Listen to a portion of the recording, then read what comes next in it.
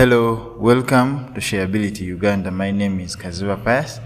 In our self-study lesson today, we shall be looking at a new topic, accidents, poisoning, and first aid.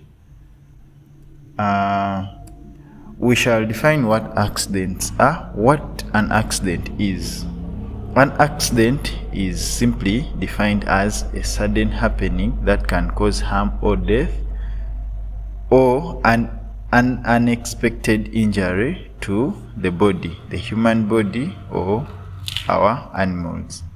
Examples of accidents in our community include fractures, poisoning, cuts, burns, drowning, electric shocks, wounds, falls, bites, scalds, bruises, road traffic accidents, and etc. These are some of the accidents that we experience in our communities. Examples of, this is a repetition. Examples of accidents in our communities, like we had mentioned some of them, as fractures, poisoning, falls, cuts, burns, drowning, electric shocks, bruises, road traffic accidents, and etc. Let us look at road traffic accidents. Traffic simply refers to the movement of vehicles and people in a particular area. The movement of people or vehicles in a specific area. Road traffic accidents are sudden happenings that cause death or harm to road users. Examples of road users include people who use the road. They include pedestrians. These are people who walk alongside the roads on foot. And cyclists are people who ride motorcycles and bicycles. Then drivers and passengers.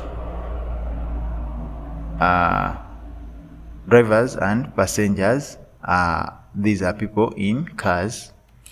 Then animals like cattle, camel, horses, and donkeys are some of the examples of road users. What do you think are the causes of road traffic accidents? Learners. Some of the causes of road traffic accidents include overloading, overspeeding, driving under the influence of alcohol, failure to follow road signs, playing on roads, poor conditions of the road, overtaking in sharp corners, careless crossing of roads, driving vehicles in dangerous mechanical conditions. Overloading. What is overloading? Overloading is when you, let us say, a vehicle is supposed to carry like 14 passengers.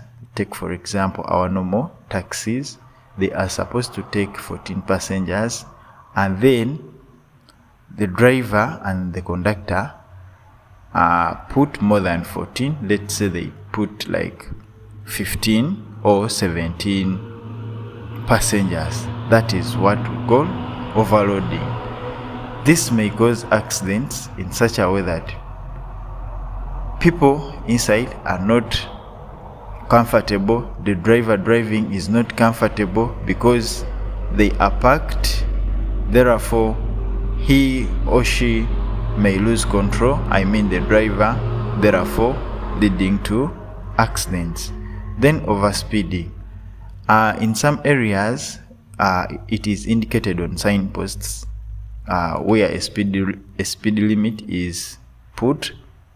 Let's say you are supposed to drive at 20-25 kilometers per hour, but then some drivers decide to drive at a speed more than the indicated speed. Occasionally, in case the driver or the motor vehicle loses control when it is on high speed, it is very much unavoidable to cause an accident. Therefore, overspeeding causes accidents. Driving under the influence of alcohol when someone is drunk and is operating a motor vehicle or driving, there is normally higher chances of this person making an accident, losing control of the vehicle. Failure to follow road signs. In some instances, take for example where it is indicated that there is a zebra crossing ahead. We know very much well that zebra crossings help pedestrians cross roads. Some drivers do not follow road signs, and then take for example a driver who does not follow a road sign that indicates that there is a zebra crossing ahead will come at a high speed and crush people who are crossing the road at a zebra crossing. Then playing on roads. Some people take roads for granted and they turn them into their playing fields. Playing ball on the road can cause accidents. You confuse the driver.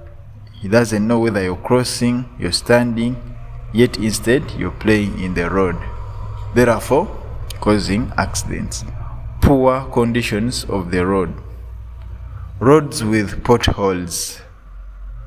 Roads that are poorly constructed cause accidents. Take for example a road that has a pothole. Much of the time drivers do not want to hit their cars or vehicles in potholes. So in a condition when they are trying to avoid the pothole, they may either crash into another car or a pedestrian walking alongside the road, therefore causing an accident. Overtaking in sharp corners. Overtaking in sharp corners causes an accident in such a way that someone may decide to overtake another car, not knowing that ahead there is another car coming because of the sharp corner or a blind spot on the road, therefore leading to a dangerous accident.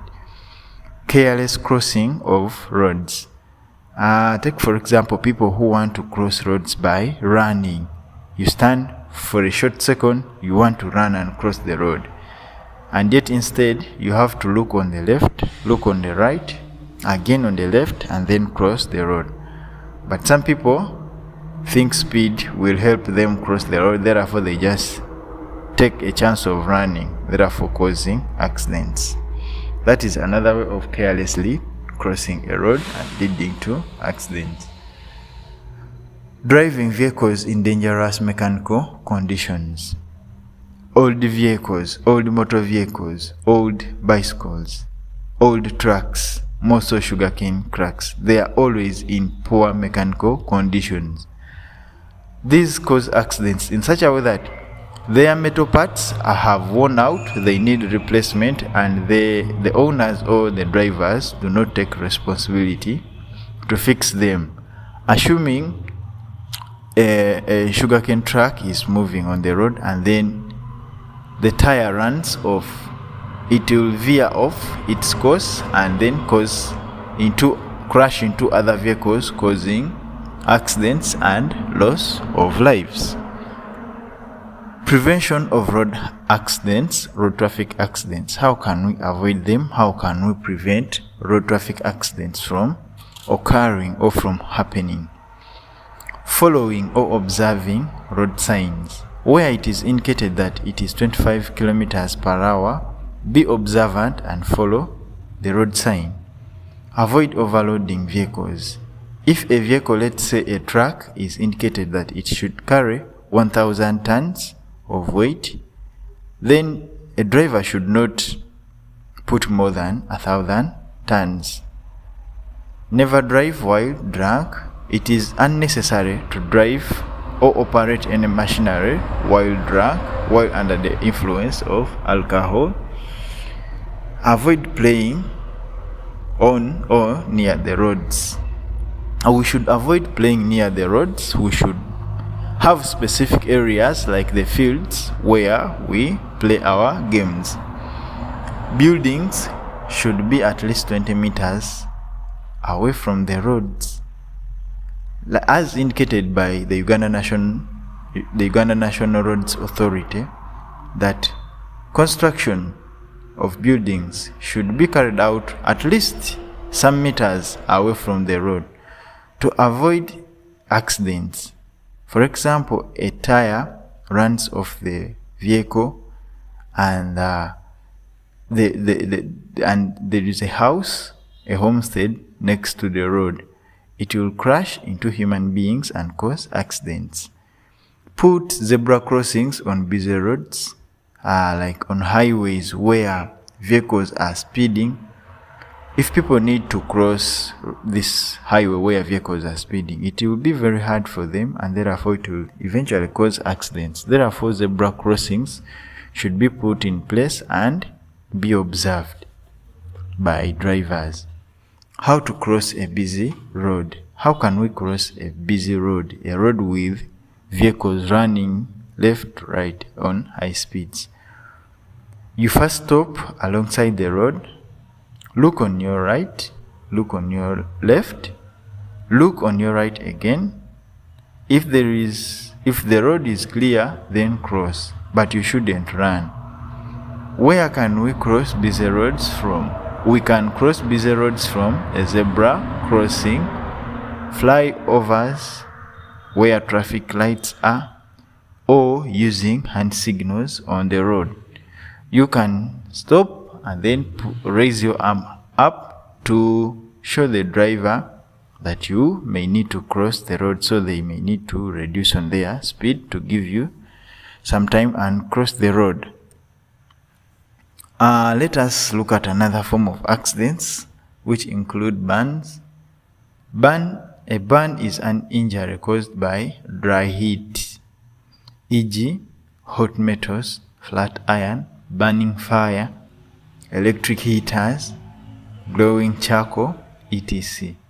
Effects of burns on our body: dehydration, severe pain, and severe wounds are some of the effects of burns. Then we have another type of example, or another form of example, which we shall call scalds. It is an injury caused by wet heat. For example, hot water, hot tea, hot porridge, or steam are some of the examples of or causes of scalds. How to prevent burns and scalds? We can prevent burns and scalds from happening to our bodies or from occurring by cooking from a raised fireplace. The fireplace should be a little bit raised to prevent what we are cooking from falling off. It should be raised and well organized. Avoid playing near cooking places or open fires. Young kids, you like games a lot, but you should not be playing alongside or near cooking places or fires. Keep young children out of reach of fire. Young children should be kept away from fire stoves, cooking places, and etc. Construct fire guards around fireplaces. Like in our kitchen, we should put fire guards like a metal barricade to prevent young kids from reaching fireplaces or cooking places. Teach children. We need to teach you, the young kids, the fires and dangers of fire or hot things. Why do we treat burns and scalds? We treat burns and scalds to reduce changes of infections, or to reduce infections like tetanus, to reduce the pain caused by the burn or a scald. Another form or another subtopic in our topic is poisoning. Poison is any substance which affects the health or cause death when taken. Poisoning is the act of taking in something poisonous to the body. Examples of poison common in our community, homes or schools include rat poison, insecticides, pesticides, herbicides, liquid cleaners like jik, paraffin, diesel or petrol, or any fuel. is poisonous to a human body. What are the causes of poisoning? Taking in expired drugs, eating expired food, ignorance, not knowing what is poisonous to your body, taking overdose, poor storage of drugs. When drugs are poorly stored in poor environmental conditions, they are good, but when they are poorly stored, they become poisonous to our bodies. Signs and symptoms of poisoning. How do you know you have been poisoned? Or how can you tell somebody has been poisoned? Vomiting, rapid breathing, fever and sweating, loss of body balance. Someone loses consciousness. Mental confusion. They are confused. They don't know what to say. They are not thinking well. Internal and external bleeding.